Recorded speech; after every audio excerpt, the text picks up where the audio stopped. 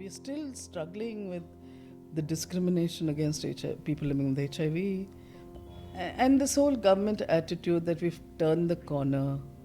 It's not an issue anymore.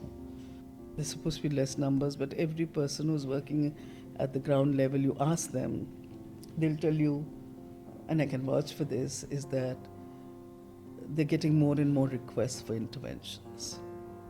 And therefore, if there's going to be this silence around prevention, we are going to see more numbers. If not now, 10 years down the road for sure. We're going to see like a resurgence. Part of it is lack of sex education, part of it is non-availability of condoms, part of it is none of us talking about these issues. We still don't acknowledge that we have a huge drug problem in this country. But if you're not willing to even provide the basic services, then I think we have ourselves to blame for what we're going to see happen in the next 10 years. So the advocacy work continues. One is still advocating for the rights of children, one is still advocating for the rights of gay people.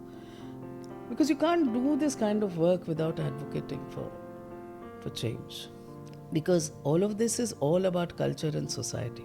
HIV is about culture and society. It's not about a virus, I think. It really slaps you in the face every day and makes you look at yourself. What your attitudes are, how are you thinking? Are we truly stuck in some warped space where we still look down on people because of differences? It makes you question these things. Just because you have a law, attitudes don't change. But I think laws are helpful. But if we want to make those attitudes change, because, for example, an attitude of, it's unnatural to be gay, how do I make a shift in that mindset? So that mindset has to change along with the law, right? And that always takes a lot of time to happen.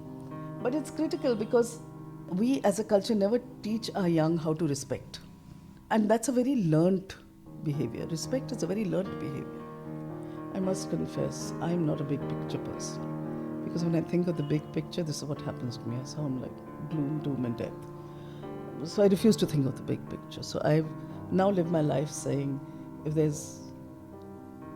it's just these 33 children of mine who make it, that's more than what I could ever ask for.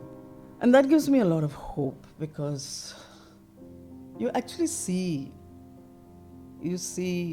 life again, you see love again, you see people reaching out to each other and caring and learning to respect each other. You see all of that. And that is so worth it. Because if these few have got it, many more will get it, I'm sure. So it may not happen as fast as we want to see it happen, but it will happen.